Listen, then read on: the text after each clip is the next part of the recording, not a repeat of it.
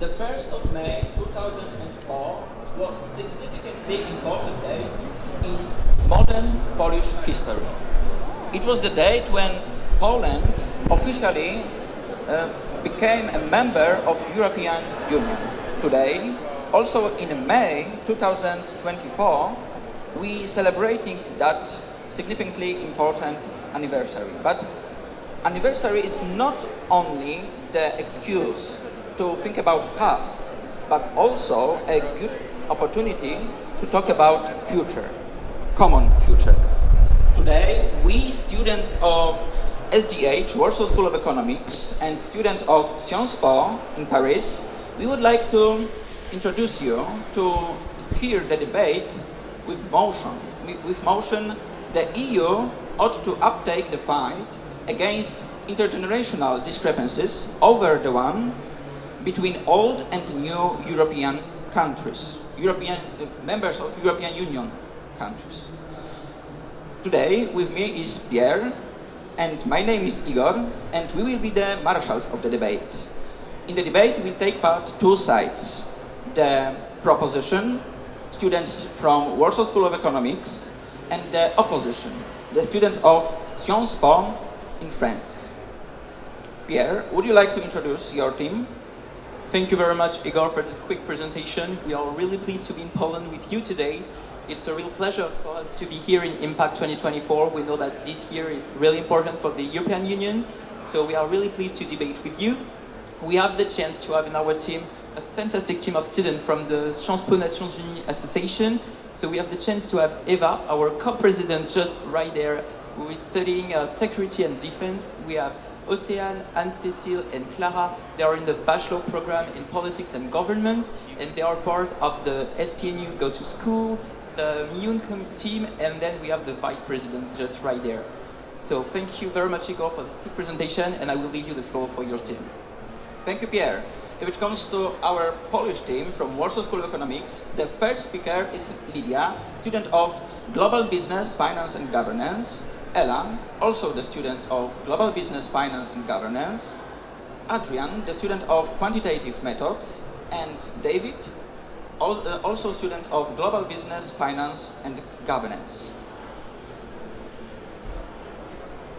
We are here today to participate in a debate concerning the future of the EU divided by age or by geography. So this is an Oxford debate style, and we are here to defend two different positions. Our team will defend the geographic one, and this is an exercise, and we are not here to defend our point of view, but the goal is to practice between European students and to work around a subject of actuality. The mic is not working very well, but we can leave the floor to the first speaker from your team, so you can start.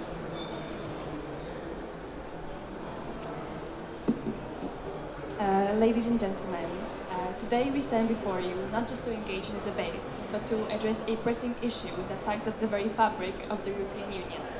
This issue concerns not merely geographic divides or economic disparities, but a fundamental challenge that affects every member state and every citizen: intergenerational discrepancies. As the first speaker for the proposition, I am here to argue that the European Union, a remarkable entity built on the pillars of solidarity, unity, and shared progress, ought to prioritize the fight against intergenerational discrepancies over the disparities between the old and new member states. To ensure clarity and precision in our discussion today, let us first define the key terms of our proposition. For the sake of the debate, we have drawn the line between old and new EU countries. In the year 2004, when 10 new countries, including Poland, joined, as we feel this was a significant moment of reunification for Europe. The discrepancies between old and new EU countries encompass the varied economic statuses, infrastructure levels, and institutional strengths that distinguish member states that joined the European Union prior to 2004 from those that have succeeded since. Intergenerational discrepancies refer to the economic, social, and political inequalities that exist between different age groups within a society. In the European Union, these discrepancies refer to a few key issues, such as the income and wealth divide, which started to emerge after the financial crisis of 2008 and was largely caused by the allocation of resources towards pension systems by governments after the crisis. Demographic issues. The threat of aging societies is another reason for the divide between young and old generations, as most of the taxation systems in EU countries put the burden of upholding both the economy and the pension systems on young generations' shoulders. But also differences in the attitude towards the European Union. Younger people are more likely to be positive about European integration. Let's take United Kingdom, for instance, where in the 2016 Brexit referendum, about 3/4 of 18 to 24-year-olds voted to remain in the EU. Discrepancies in education between older and younger generations. People born around the millennium and later have not only had a wider access to education, but also a higher quality of their education. And let us not forget the lack of mutual understanding on the matters concerning environmental issues and climate crisis. The younger generations feel the urgency of climate action as they fear for their safe future, meanwhile older generations tend to disregard these issues in certain cases. These are not isolated problems, they are systemic issues that jeopardize the future of our young people and the well-being of our elderly, thus impacting every generation. We contend that by focusing on reducing these discrepancies, the EU will not only be working towards a fairer society for its current citizens, but also securing a stable and prosperous future for generations to come. It is our opinion that the EU should prioritize intergenerational discrepancies, as they might deepen the divide in the Union. Moreover, the consequences of intergenerational discrepancies, such as youth unemployment and youth poverty, are particularly worrying because they have long-lasting effects on productivity and potential growth. They also have negative effects on fertility rates and demographics due to increased income uncertainty, and should therefore be considered a threat to the future of Europe's economy. We believe that institutions in the EU have great influence and power, and with that, they have a responsibility to address any potential issues, any potential threats to its integration and prosperity. We propose that the EU tackles these issues by improving macroeconomic management, restoring fairness in government spending so the young are not disadvantaged, and increasing funding towards bridging the educational gap between generations. In conclusion, ladies and gentlemen, our proposition calls for a paradigm shift within the European Union, a shift that places the spotlight firmly on bridging the gap, the growing divide between generations. By prioritizing the fight against intergenerational discrepancies, the EU will not only fulfill its commitment to equality and justice across age groups, but will also ensure that the Union remains robust, relevant, and resilient in the face of future challenges. Thank you, and we eagerly await the perspectives of our opposition.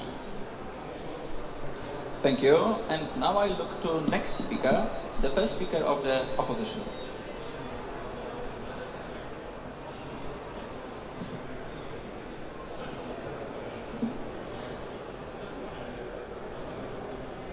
Yes. Do you hear me? Okay, perfect. So, ladies and gentlemen, good afternoon. So, as a first speaker, like Lydia already said, I'm here to introduce the topic. So, let me start with a little quote. So, Europe must breathe with two lungs, the East and the West. Once said the Polish Pope, John Paul II. And so Europe sees united through its geographical cohesion in this quote. And so consequently, today we should consider that geographical divisions are more impactful and maybe are a bigger threat for the unity of the European Union and for its future. And so rather than the generational divisions. And so, this is why today we will argue that geographical divisions supersede the generational ones inside of the EU.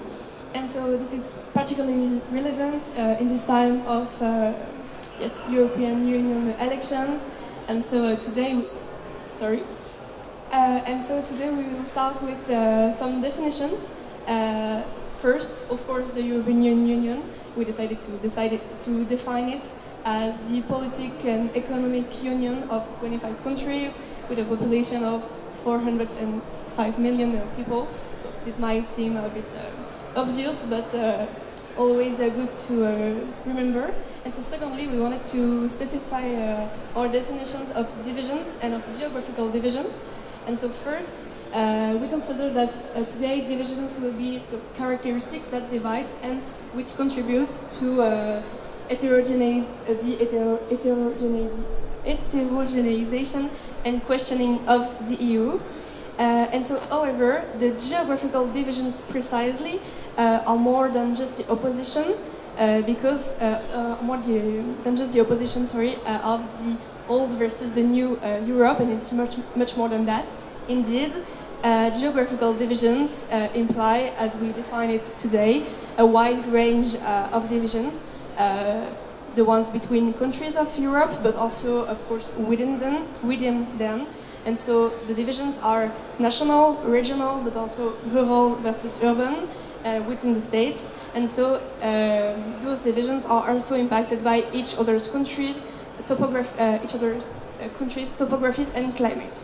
And so there will be also differences between states that are close to the European borders and those in the center, between the north and the south, the west and the east, and of course, lastly, the geographical divisions are also shaped by the different areas created by the EU itself, so the Schengen area, the Euro zone, the Erasmus area. And so all of those forms contribute to forge some of geographical division inside of the European Union. And so among all of those... Sorry, Clarisse, there is a question from the other team. Yeah. Okay, so my question is whether these differences haven't been already bridged over the last 2 decades, for example, so between old and new Europe already. Sorry, could you just repeat and a bit slower, please? Haven't the differences between old and new European countries already been bridged by, in the past, over the last few years? More precisely, like I said, our definition is more than just this opposition, and we will explain more precisely in the arguments, so I let you wait for the second speaker. And among all of those definitions precisely, we decided to focus on some of the definitions, because of course it's a really wide topic, we cannot focus on everything. And so we will be focusing on the differences between North and South, mainly on the economic point of view, and after that between the East and the West, or between the old and the new, more on the historical point of view, but also on the apparition of security and political issues, and how it differs from the proximity of the countries between the European with the European borders, and also the importance of the European feeling and the European experience, which can be lived by people that live in city rather than in the countryside. And so all those differences will be explained by Anne-Cécile as the second speaker. And so this is how we are going to explain why we think that geographical divisions supersedes the generation one. Thank you very much. Thank you, Clara. We'll leave the floor to the second speaker of the Polish team.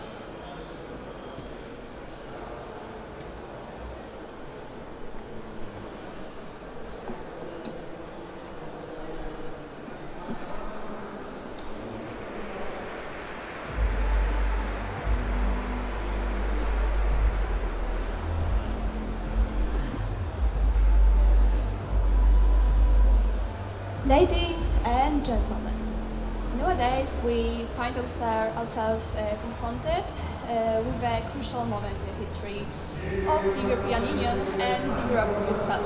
So our team is going to present you 3 arguments why actually the intergenerational discrepancies are the ones that EU should take the fight against first and foremost. So, first thing is that demographic shifts in European Union have led to... Okay, sorry, I hope now it's better. So one more time, intergenerational discrepancies impact detrimentally countries' economies and just block their reaching EU's full potential. And why is that? Let's look at the situation of the younger and older generations within the European Union and its differences.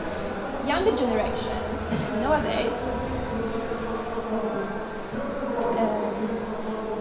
find themselves in a very difficult situation in different aspects. They limited job opportunities, rising cost of living, and may lead to the fact that it's increasingly more difficult for younger people to start an independent, economically social life. And because of that, they lots of times have to choose between pursuing their career opportunities or starting a family in a younger age. While let's take a look at the older generations. We live in a highly changing world where actually education, while it's mostly education when it comes to language teaching or the access to high technologies, is guaranteed mostly to the younger generations, and the older ones find it much more harder to live in such circumstances. Because of that, what I said first about the economic situation of the younger generations, and then the educational and the access to education of the other generations, it all leads to the fact that the full potential of the European Union is not rich as it could be if we focused in more on fighting the intergenerational discrepancies. And that's the first thing. The second thing is that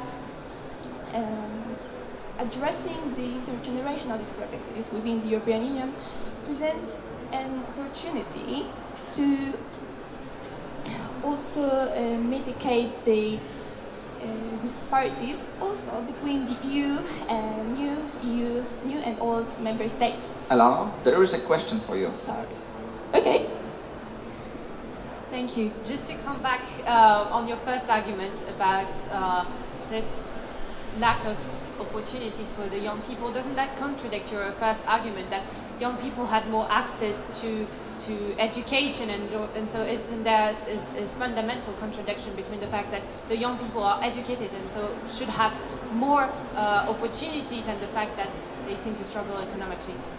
And no, those are completely different things. One thing is education and skills needed in contemporary world. The other thing is the opportunity to use this education and to the fact of having the capital or just the opportunity to focus on every aspect of the life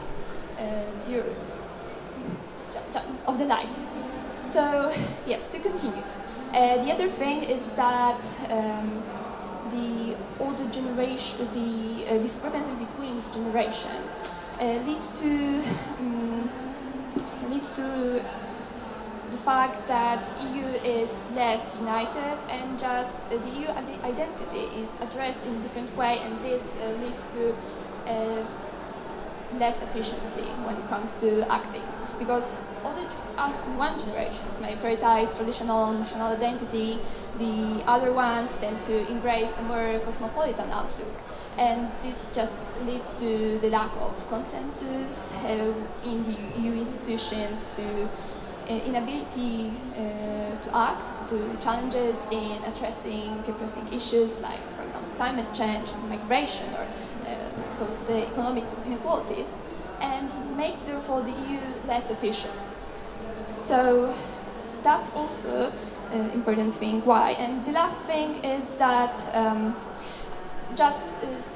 fighting intergenerational discrepancies poses an opportunity for every EU country, and could create an opportunity for the EU to create a narrative that still every country has something to get from the EU, that has a future that they can together build, because every country faces with intergenerational discrepancies, and this could also help EU just to unite.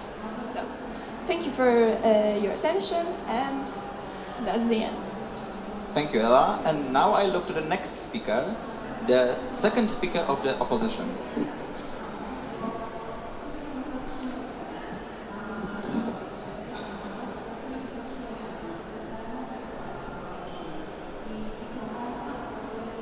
So thank you so much. Thank you, Ella, for your presentation of your team's arguments. So now I'm going to present our arguments, because we still think that though age plays a huge role in the EU, Europe is still today divided mostly and shaped by geographical divisions. First, because you've got zone divisions with, for example, the North versus South division. This can be seen in the public expenditure and the budget indebtedness that is managed differently throughout the EU. And you can see regional differences there. For instance, you have a division between the northern states, such as the Baltic states, who are more reluctant to go through expensive budget policies and indebtedness management, than the southern states that are largely more indebted. And this division was especially visible during the Eurozone crisis of 2010, and more recently during the COVID crisis. For instance, when you had the COVID recovery plan in the making for the EU, you had countries such as Italy or Portugal that were accusing the Netherlands of lacking solidarity. And so this solidarity question and economic question is very present still today in the EU. Next, we also have Eastern and Western division within the EU. Excuse me, Anne-Cécile, there is a question from the other team. So aren't many or most of the problems within the PIGS countries of the South mostly take form in young people being unemployed, not having enough work, enough opportunities, and so on and so on?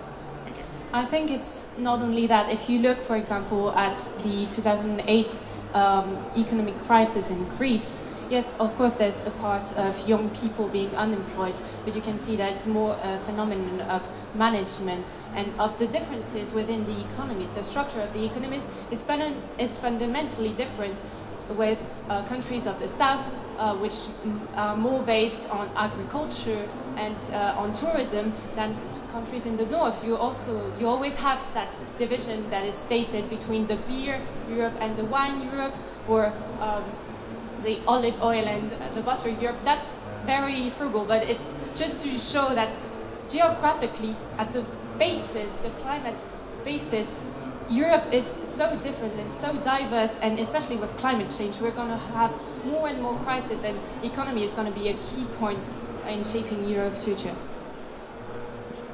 So to continue on our second argument, which is the Eastern and Western division, this division comes first from a historical background, which is very different. It has been shaped by the Second World War and later by the Cold War, and it's still part of the collective memory and the national narrative today. So even if among the population here, and our parents have witnessed the fall of the Berlin Wall and then the collapse of the USSR, and so they grew up with this division that was implemented between the west part of Europe and the eastern part of Europe. If you want to speak more purely on of maps and of the geographical side, you can also see that there's an east-west division when it comes to the relationship with Russia, which we know is going to be critical in the next years.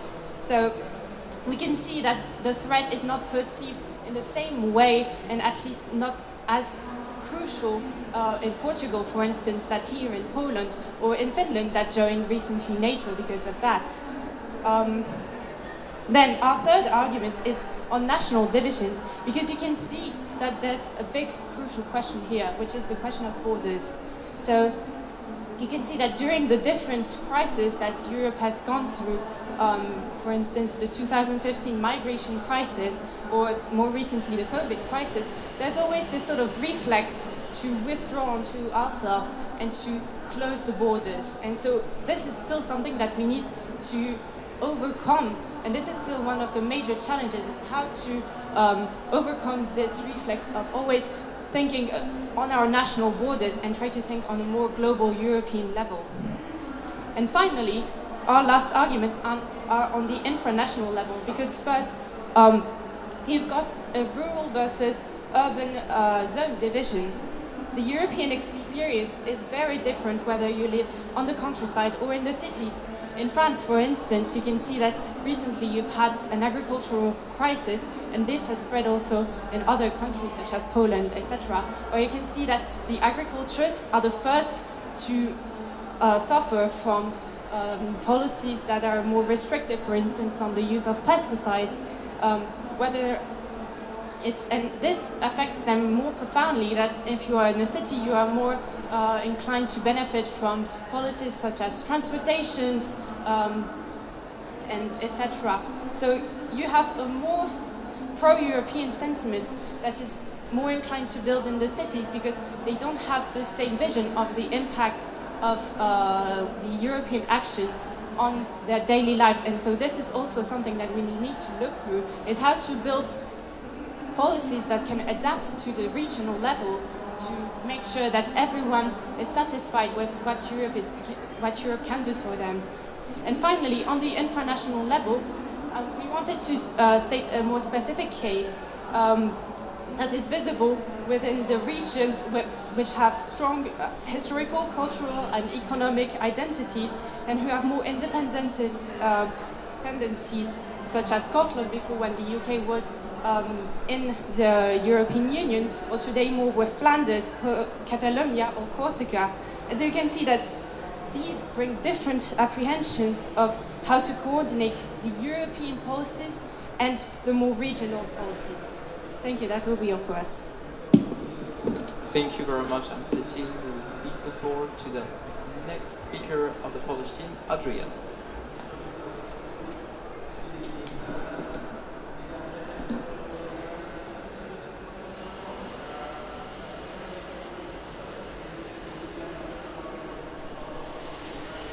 Hello, good afternoon everyone. So first of all, I would like to mention a few things I wanted to address about the first speaker of the opposition's argument. First of all, the topic of the debate is specifically discrepancies, intergenerational discrepancies, which, in our opinion, overcoming problems such as immigration, as was mentioned together, is not necessarily a discrepancy. It's just it's a problem that has to be dealt with through the entire region equally. As we know, we are in Schengen, where borders are not necessarily an issue that is often considered. Another thing that the opposition mentioned was the case of agriculture. And about the protests of farmers in France and Poland. That's another thing that I see especially as a unifying factor. It's an issue that touched us all. It shows that the region, no matter how advanced of the Western European countries, there is always going to be those fundamental issues stemming from, say, agriculture. They will be uniting us all. And that's also just another reason why over the past 20 years, the younger countries of the European Union have benefited immensely from all sorts of funding from the European Union. We have caught up both in terms of agricultural machinery and methods. We have caught up when it comes to services and the structure of employment, which is another reason why there really isn't that much of a sense of keeping that geographical divide. Another issue that wasn't mentioned was that most of the problems currently that we face currently are disproportionately affecting young people, which is a question that was asked, but I don't feel like an answer was provided. Especially when it comes to the lack of capital from younger generations, the cost of living, cost of raising children crisis, the fertility rate crisis. All of these issues, should they be addressed at a union level, specifically targeted towards those young people, where we already have the web that connects all of these countries with free movement of capital, free movement of labour, would be much more efficient to solving these issues whilst addressing them to the groups which are affected. Adrian, there is a question for you. Yes. Thank you. Yes, on this issue of the young people being more impacted, isn't that a bit simplifying to say that all the generations are impacted, all the young generation is impacted equally? There's so much more depth to that question, whether it's a cultural influence or the capital of the parents. You cannot say that a young person is equally impacted when it comes from a rich family than a poor family, and so this isn't that more on the geographical side? Can you really say that young generations are equally impacted all around Europe? So one of the things that characterizes and differentiates Europe when compared to, say, America, is that the amount of capital a certain family has does not really move around throughout the generations. There are, for example, the Medicis, which for the past 700 years have been some of the richest families in Europe. There are, I believe it's,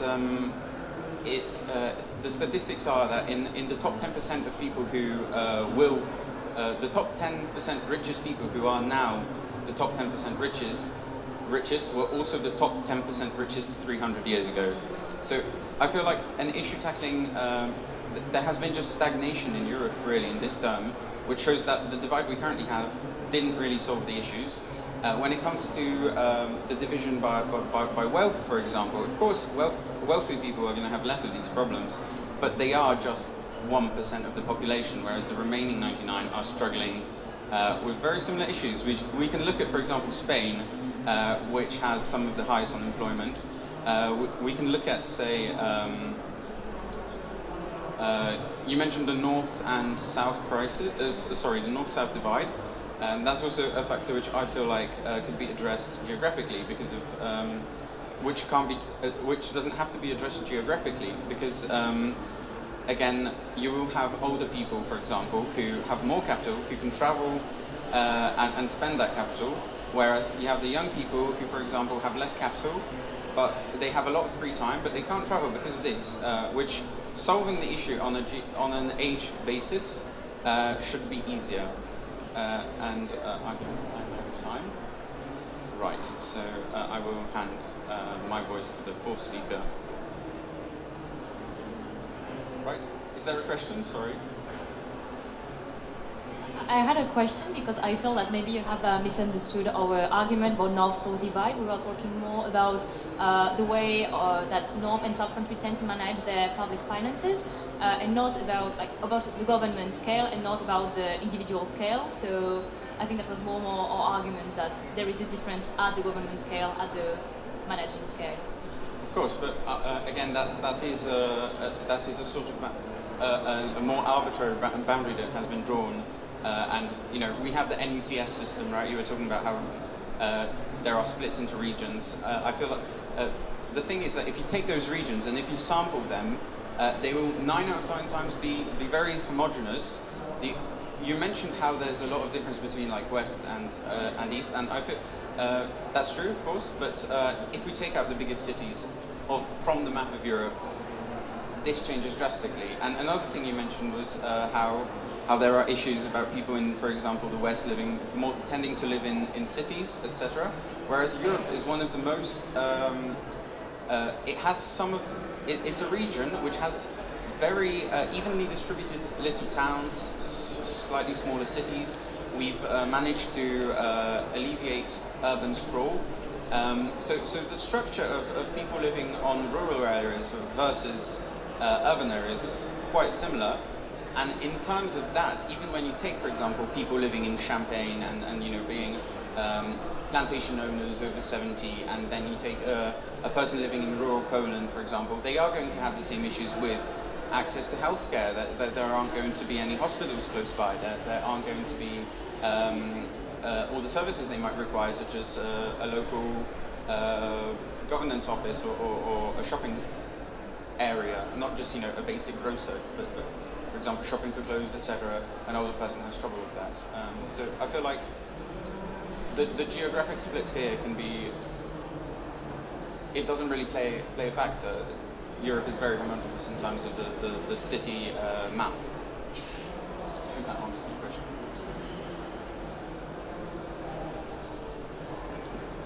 Many thanks, Adrian. And now I look to the next speaker, the third speaker of the opposition. The floor is yours.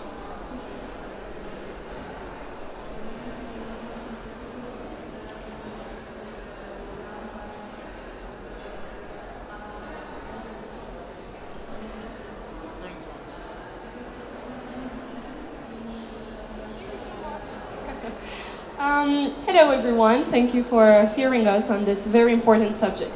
Because at the end of the day, at the end of the day, when we look at the division between generations or between geography, what is the question at the end of the day?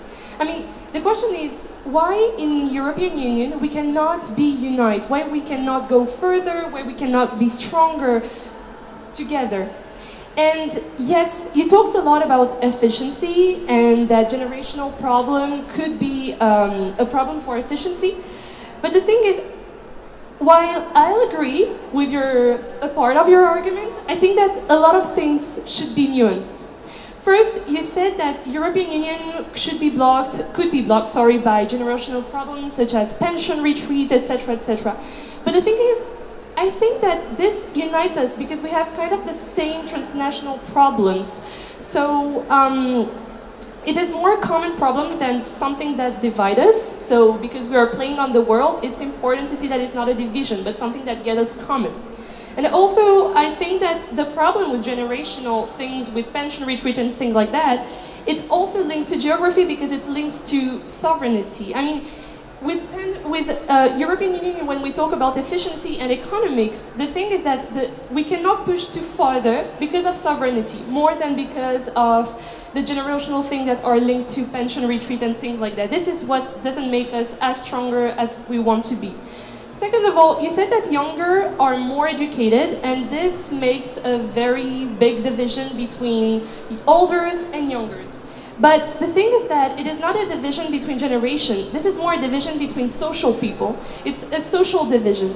I mean, an older worker will always be closer to a younger older, even if there is education. Because this is something that is studied by sociologists. So it's not, again, something that is dividing us between generations, but something that is dividing us because of sociological things. Habitus, like Pierre Bourdieu has said.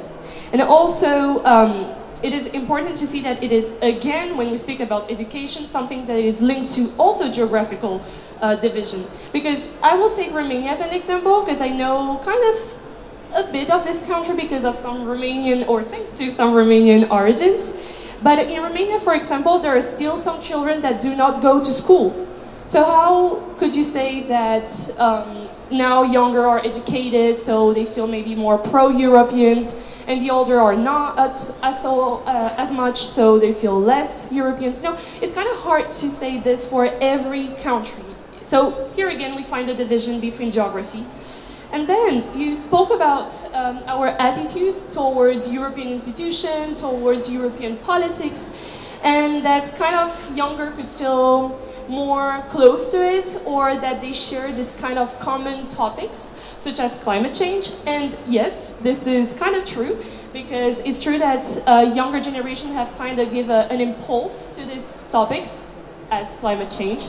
But older generation have also taken a lead in that. Our politicians, even if they are older or younger, are talking about it.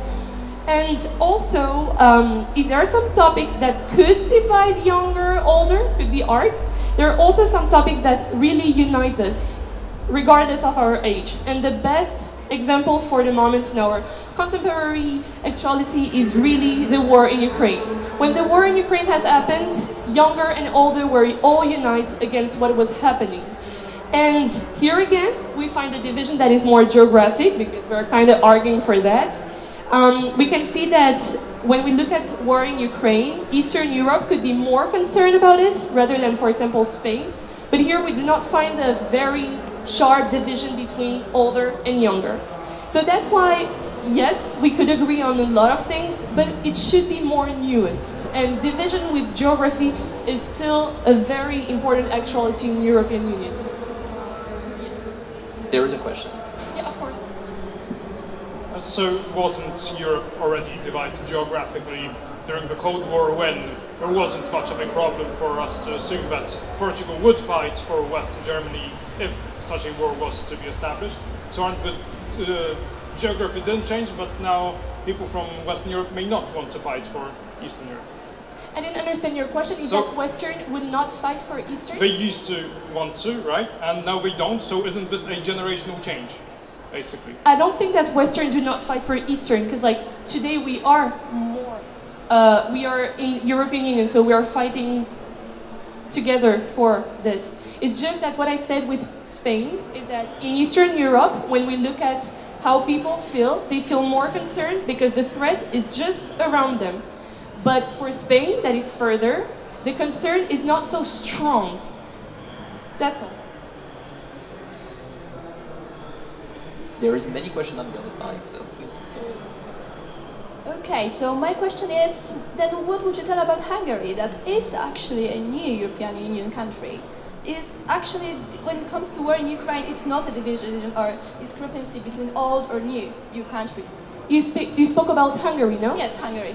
That's exactly the point. So are you agreeing with us? Because this is what we are defending, is that we have geographic division inside of European Union. No. And it's not generational. No, the subject of this debate is whether you should uptake the fight against intergenerational discrepancies or the ones between old and new EU countries. Both Poland and Hungary joined EU in 2004. And still... No, as Clara has defined the subject when we spoke, sorry for saying, we defined it that we were going to speak about geographical issues, whether that it is urban or, I forgot the word in English, so urban divisions and the countryside, I would say, maybe it's the word in English, or whether it's Eastern and Western, but not just new countries and old countries. Yeah? Oh. Go ahead, Adrian. Thank you. Right, so you talk about how, just generalizing, that the West would be less willing to fight for Ukraine, for example, than... I'm sorry, I must interrupt that because it would be a kind of political issue to say this and a diplomatic, very big issue. I'm just quoting what was said. Yeah, so I may clarify that in order to not give a bad question. So, Western are not willing to help the Eastern Europe. I think actuality have kind of shown us that we give a lot of money, we tried our best. It's not perfect, but we do our best. So this is not what I want to say. I said that Spain, because of its geography and because of its own issues, sovereignty issues, national issues, will not feel as concerned and threatened as, for example, a Romanian one, because of borders. It's just geography. Yeah, so that's exactly what my question is. Why exactly is it geographic? Do you feel like you mentioned how people now, Gen Z, young people, are more proactive, are more socially engaged, care about the environment, etc. Are you sure they don't also care about the fate of other sovereign nations just outside the EU? Maybe the people in Spain are just as willing to fight, the young people of Spain, as the young people of Poland, Hungary, Lithuania, etc. And it's maybe just the older generations who have more voting power inside, for example, parliaments that aren't. This is an intergenerational discrepancy, no? I would really love to answer your question, but the thing is, I didn't ask every young people if they wanted to fight, really, which is something a step further. So maybe you have polls or something to show that, but if not, I will not be able to answer the question. It's not a question. We are running out of time. Okay, I'm sorry. Many thanks. Thank you very much, Esteban. We will leave the floor for the last speakers of the Polish team with David. The floor is yours. Just 1 second, I'll get some water because... Potrzebujesz telefonu?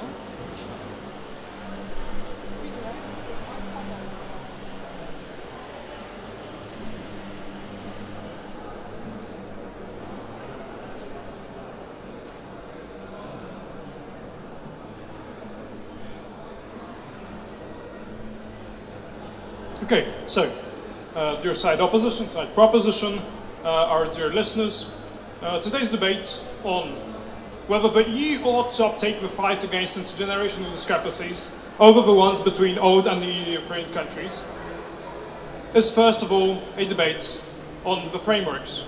The frameworks according to which we ought to solve our problems. Everyone here, from opposition to proposition, agrees that there are problems within the EU that are based on geography, and that there are problems between generations. That the young do not have enough capital, that they are not represented enough, that the state of the young people is terrible enough so that they do not want to have children right now. And we all agree that there are differences between old and new European countries, countryside, cities, and such and such. The question is whether the EU as an institution, which is divided by geography, ought to solve the problems according to this metric. The question is whether these institutions, which have been already solving these problems for many, many years, ought to follow on doing so. So side proposition's main argument is that this is not the right framework to continue. We do agree that a lot of progress has been made thanks to these old mental maps, but we believe that these mental maps ought to change. David, there is a question for you. Please. Thank you. We do agree that, of course, both these visions are existent. However, do you really think that it's possible to build European-level policies that will address to different generations without taking into account the profound geographical divisions between countries and between the different levels that we have stated, between the urban, the rural? There is so much more depth, and can we really make sure now to coordinate 27 countries on a single policy that addresses to one generation without taking into account any geographical divisions? Yes, of course. I do agree with that possibility. First of all, if we have the problem of old people not having enough doctors and so on, maybe the whole of the EU ought to integrate its immigration policies as to allow for this to be the case, right? For us to take in doctors from other parts of the world with better demographies. Maybe we ought to agree on some sort of tax on extra households that the old generation has disproportionately accumulated over the last few decades, right? As we've already pointed out, in the past, when we had NATO, nobody really, we had the USSR as a nuclear power, and of course the whole of the EU cared very much, and they cared for their own safety. But right now, young people are not ready to fight for their own countries, let alone other countries. This is because they are not stakeholders in their own economies. About 14% of the population of the Netherlands is ready to fight for their population, specifically because they do not basically hold anything in these countries. If they already rent, if they do not have families because they are incapable of this, they might as well flee as refugees to the United States if anything was going to happen. So Pantarei, everything flows, the world changes, right? We had the old post-Cold War divides that we did need to solve, but keeping these old mechanisms only maintains the problems that have plagued all of the EU, with some countries feeling only beneficiaries of the system and not actual partakers. When we do start to solve the problems on an EU scale, but not on a geographical metric, we will stop caring that much about what the interest each country has, but about the future of the whole of Europe. We must remember that whether we make all of Europe more equal geographically will not make much sense if we are all dead because nobody has children. The main point is to allow future generations to prosper. And this is impossible without making substantial changes to the way that policies are crafted right now and the basis on which they are made. David, there's the second question for you. Yes, please. Thank you. Again, on the policies, do you really think that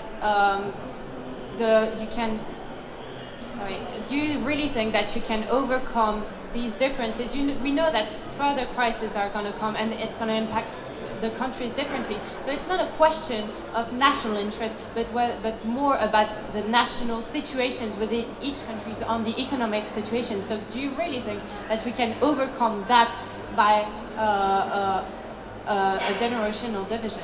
I believe that the EU bureaucracy is the only way that we can do this, specifically because young people are the minority, right? In the past, for example, the boomer generation used to be a large, very represented in national politics because they were large generations, right? Right now we have few young people, so they cannot be represented without a large bureaucracy, as in the EU, that will care for their interests as they do with climate change, right? We don't want to solve problems that are hard to solve individually because of local interests. The same case applies to the EU, and specifically, this can be crafted either through larger taxes or letting young people go tax-free on some level, allowing for more transfers of money to places that have more young people for infrastructure that goes for that works for young people. So yes, I do agree that this is very much possible, and in fact, it's the only way that we can solve this problem. Thank you very much. Many, many thanks, David. And I look to the last speaker of today's debate, the fourth speaker of opposition.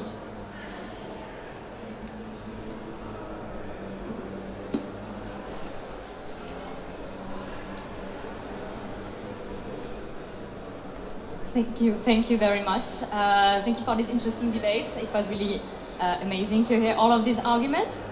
The proposition team has argued that generational divisions, in the sense of all the new countries and all the new generations, are most important when it comes to divisions within the EU. And our side, opposition, we have argued that the most important divisions are the geographical ones, in many different sense, which is regional divisions, national divisions, as well as international divisions, such as urban and rural divisions. However, the proposition team, which has argued that generational divisions prevail when it comes to divisions within the EU and the impact that it can have on EU constructions and the EU future, are more important, based on some arguments that we didn't necessarily understand. For instance, when you argue that that the younger generations are facing at the same time lack of opportunities when it comes to settling in life, when it comes to founding a family, when it comes to settling your career, but at the same time that younger generations have more educational opportunities. We don't really understand the point that you're trying to make. Are you trying to say that the younger generations are more driven away from the EU because of this lack of economic opportunities, this difficulty to settle in life, or that, for instance, they are benefiting more from the EU? We were not very convinced by this argument. You have a question concerning that point? Yes, a point of information. I mean, whoever... the precise point is that we educate ourselves for a much longer time than prior generations, and yet we make much less money. Therefore, this proves that there are systemic problems, not in individual cases.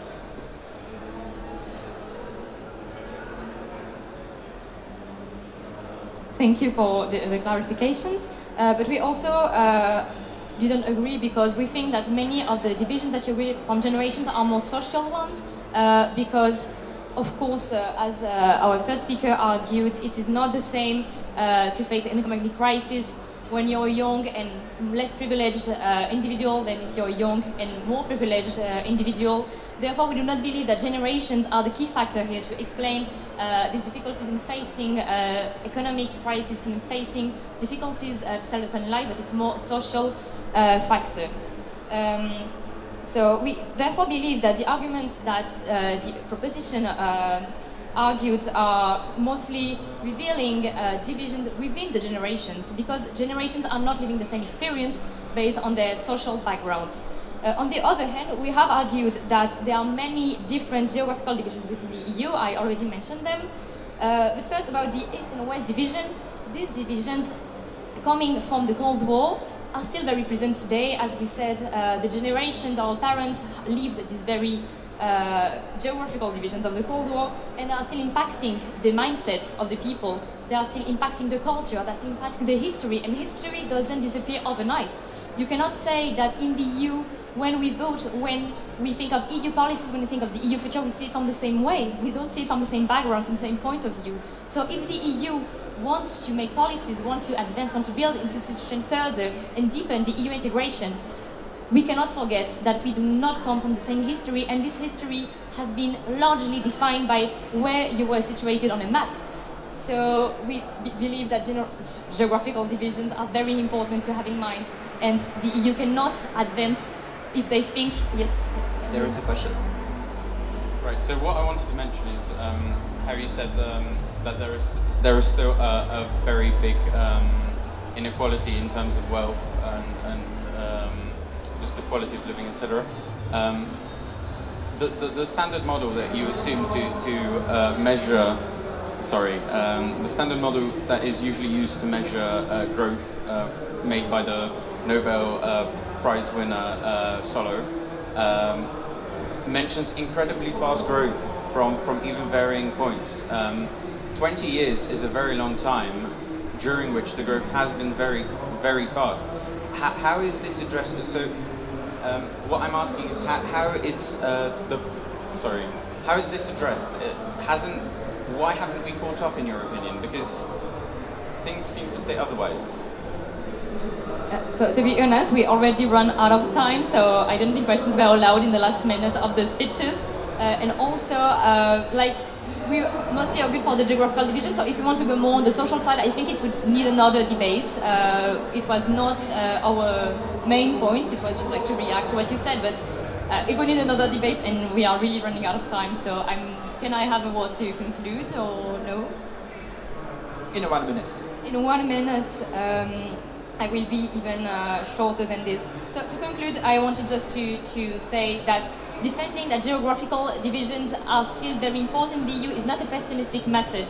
It's just a realistic one, and one that is saying that if you forget where we all come from, that the EU is an aggregation of different countries, different societies that come from different social models, political models, that were mostly based a lot on geography and, as we mentioned, the Cold War, we cannot advance in our EU institutions. So this is just important to have in mind, and geography has still a role to play, and the EU can advance on this. These differences can be bridged, but we cannot forget them, and generations will not change this. Many, many thanks. Thank you, Igor. Ladies and gentlemen, that was the last speech of today's debate. Let's congratulate to both sides. The proposition... Congrats, guys. That was amazing. Thank you very much for the debate. Thank you to the audience to be there today. Yep. Okay. We would like to thank you to welcome us today. I think this kind of debates are really important for the future of Europe, and we really hope that we will have the opportunity in the future to have other debate and to meet you again. If it comes to results, at each debate, this debate also has the results. But you have to find the results within yourself. Once again, thank you for your attention. Thank you that you were with us. Thank you. Thank you very much. Let me say a few words on behalf of the rector of the SGH Warsaw School of Economics, but also on my own.